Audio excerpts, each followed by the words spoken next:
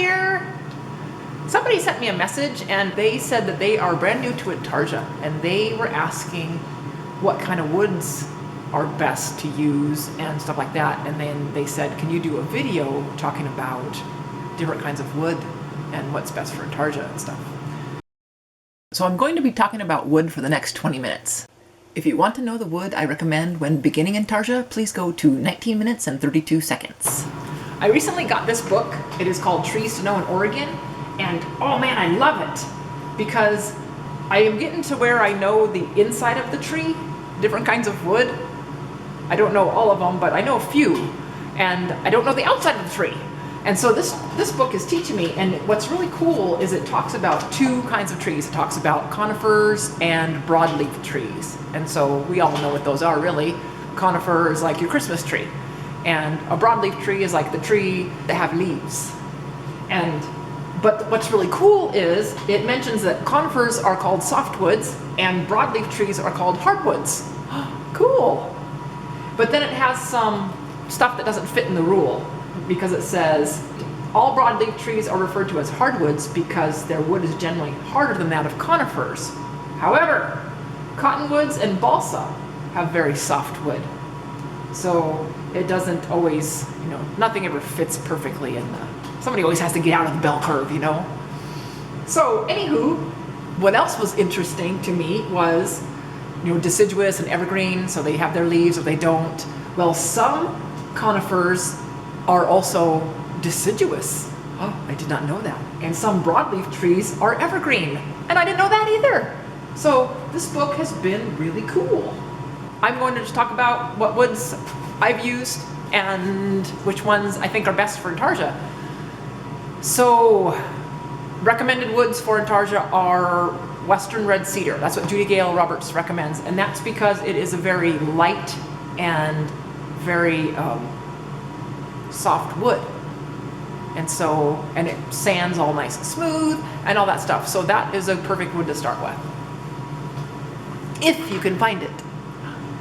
And then there's a bunch of different kinds of cedars. And this book talks about that in depth, which I haven't gotten to understand it all yet. But just in my own personal experience, this is a cedar board that I got from Lowe's. And I planed it down so it's nice and smooth. But then there's this kind of cedar, the aromatic cedar, or incense cedar. And it's so pretty red. I love it, but it does get brown as time goes on. These are very soft and easy to use woods, and I use cedar a lot because it's very readily available here in Oregon. So there's pine, and pine is kind of ugly, but once in a while you get an awesome pine board. Like, look at this board. This is pine, regular pine. Look how pretty it is. Looks like it has some blue in it, which takes me to blue pine, which is one of my favorite woods of all time. Look at that, baby. Look at the pine wood. Look at the blue pine. Look at that. Oh, I just love the gray. And this wood is so soft and easy to use. Oh, I love you, blue pine. And another soft wood is poplar. And I think poplar is a broadleaf tree. Let me look real quick. Yep, poplar is a broadleaf tree. So that would be considered a hardwood by some, but it's very, very soft. And I love the color of it. So poplar is lightish, but you can find it in green. And look at this, is the same board, but look at the greens on there. And what I've noticed about poplar is it stays green. And I love that about poplar. And it's very, very easy to cut and use and so easy to find. I mean, it's all over the place. Cheap.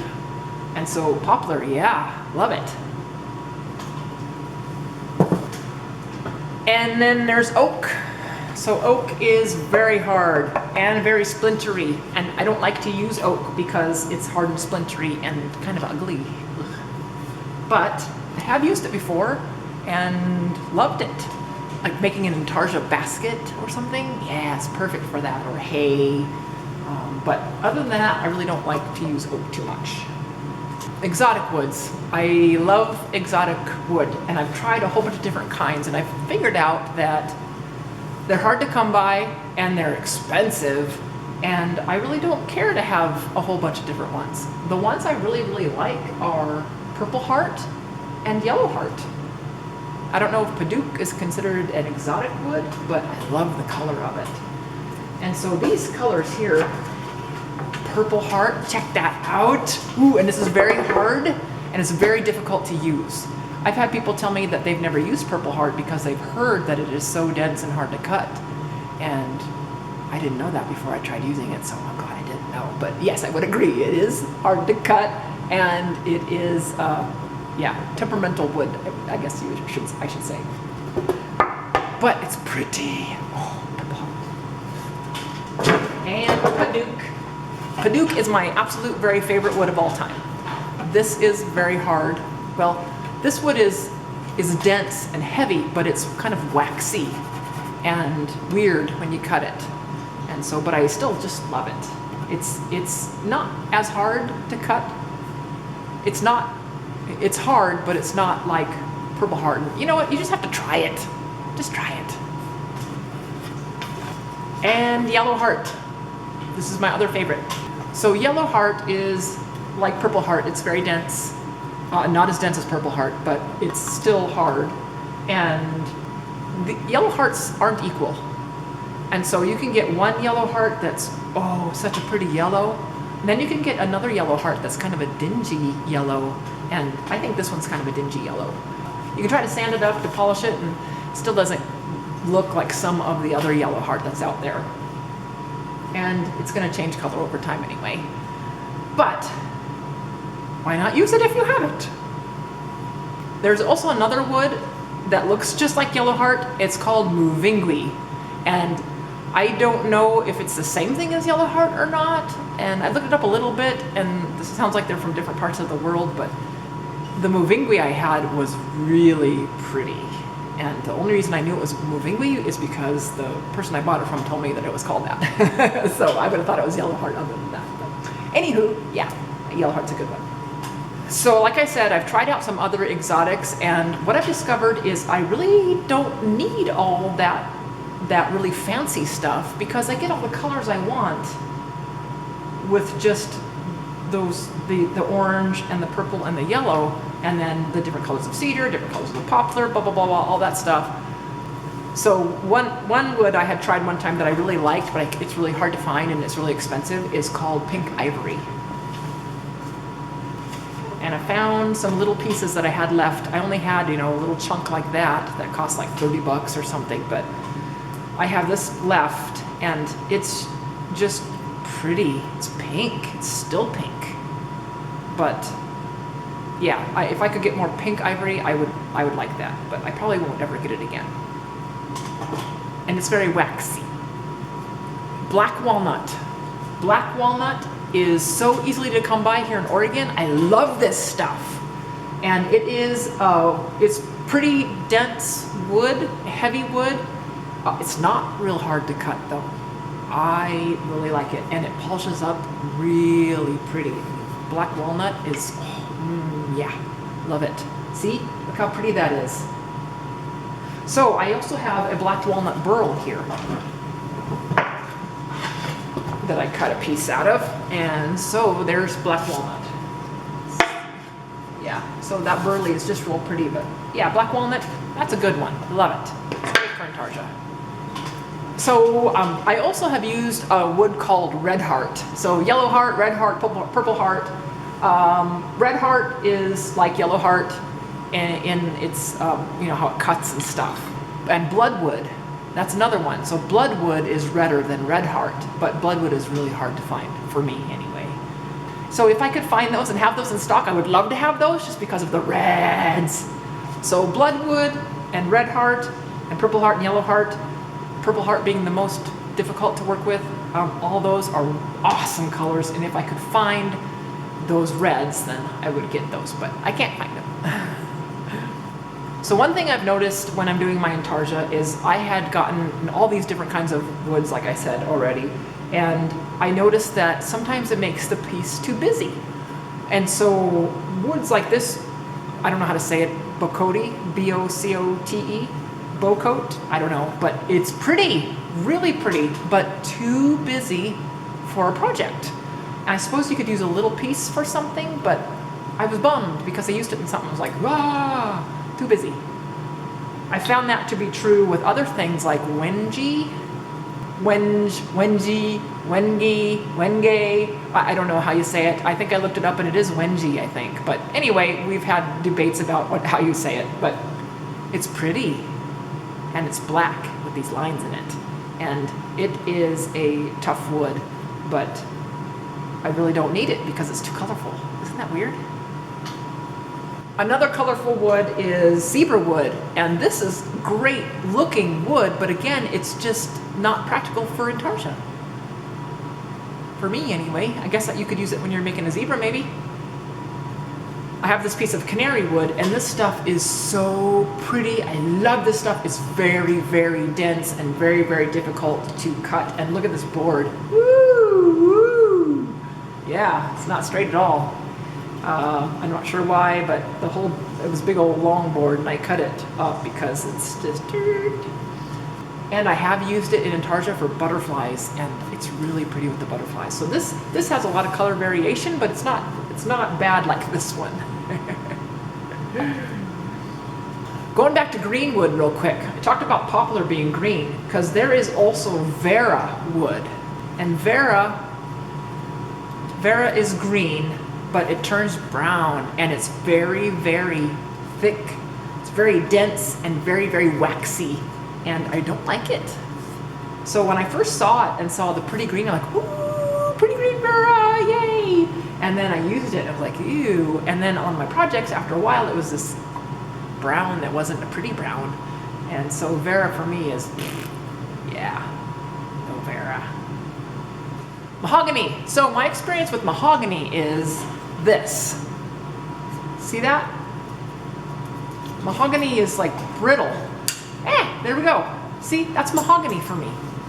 And I'm not sure if it's just the pieces of mahogany I got because they all do that. I love the color of mahogany, and mahogany is supposed to be really great for instruments and all that stuff, but I notice when I'm cutting it, it just will do this. I've done some scroll work and cut out like a word in mahogany, and then it just breaks apart because it's got that weird brittly thing to it. Anyway, mahogany is pretty and beautiful, and I love it. So I use it sparingly because of the brittleness. I want to show you this maple. This is curly maple, and look how pretty that is. Man, I love the curly maple. And even though it's got a lot of design in there and stuff, maple seems to just work because of its light color maybe? I don't know, I just love maple. It's very hard to cut because it's so strong, but not as hard to cut as Purple Heart. I would say it's probably equal to black walnut. Yeah. Oh yes, tulip wood. So this is tulip wood, and this, I don't know how come I have this piece of wood, and I don't know, it's just so pretty. I don't know if I want to use it in anything. I'm sure there's something I could use it in, but this is a specialty wood that I'll probably never find again. But it's called tulip wood, and it's pretty, and it feels very dense, and I've never cut it yet, so I don't know what to expect. Back behind me here is a piece of redwood, and I came across this at a wood place up in Newport, and he had a few pieces of redwood sitting there, and so I got it. But look at that, that's just sanded down, and I sanded that down months ago, and just look how pretty that redwood is. Oh, I love it, I love it. I've never used redwood in Intarsia, so I don't know. I mean, yeah. Sure. It has a place, sure. So now that we're back in Oregon, there's a lot of places to get wood, and you know, I'm not really into getting that really strange exotic wood anymore. I just want to get the wood that I really, really enjoy. But I got to add 2 more kinds of wood to my enjoyment list because they're readily available here in Oregon, and that is juniper. And that's because we live right here and we have tons of juniper everywhere. And the juniper, look at that. I love the white color of the juniper, and then that sap color or whatever it's called. Yeah, here's another another slab of juniper right here. Yeah, I'm loving my juniper. And so juniper is a pretty soft wood. It smells bad though when you cut into it, but I'm kind of used to it now. But I'm really enjoying my juniper. And the other one that's readily available is Myrtle Wood. And so this is Myrtle Wood right here. Puppy's here something outside. And this is a piece of laurel. This is actually from Ecuador, and my missionary friends from Ecuador, they gave me this piece of laurel. And I was reading my book, My Trees to Know in Oregon, and it said that Oregon myrtle is also called California laurel. And so I don't know if this is California laurel or not. It's laurel from Ecuador. But look, I would say it's the same wood. I mean, look at that. And it feels the same. It smells the same. So cool. But Myrtle Wood, there's Myrtle Wood factories all over the place here in Oregon, and they always have cutoff bins. So they'll sell a big old burlap sack of cutoffs for cheap. And so I have a whole bunch of Myrtle Wood to play with. Hey! Okay, let me see if I went over all the wood. Oh yeah, holly and aspen. And so for white wood, it's nice to have wood that's white, but my juniper works for white wood now. Isn't that awesome? But before I would get holly and aspen, and I noticed that aspen is very, very white, and holly has like some voids in it or something. I don't know. The holly I got was just weird. It was white and pretty, but it had these little dots. I don't know. But it wasn't, they're not very hard to cut either. They're not soft like pine, but they're not hard like purple heart.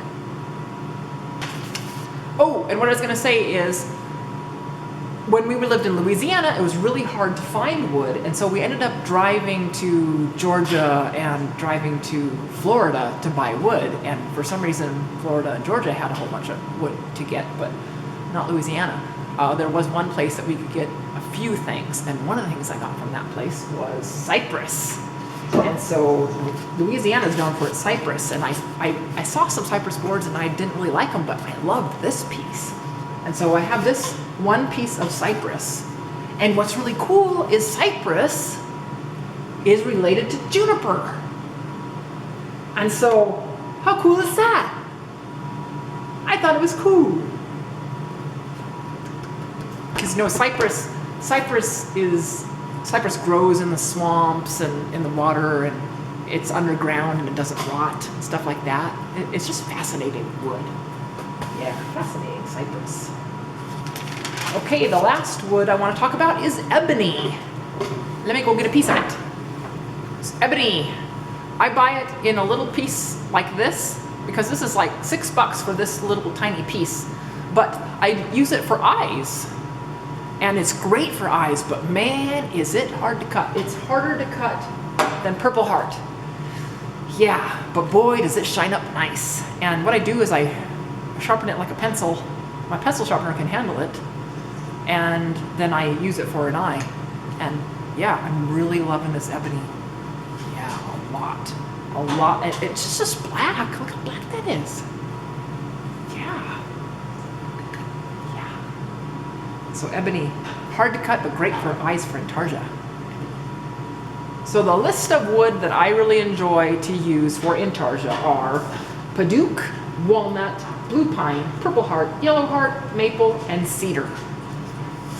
And now I'll add in there Juniper and Myrtle Wood, just because they're easy to get to. And then also I always like my white woods, which is going to be Juniper for me, or Aspen and Holly, and then my black wood, Ebony for eyes. Yeah.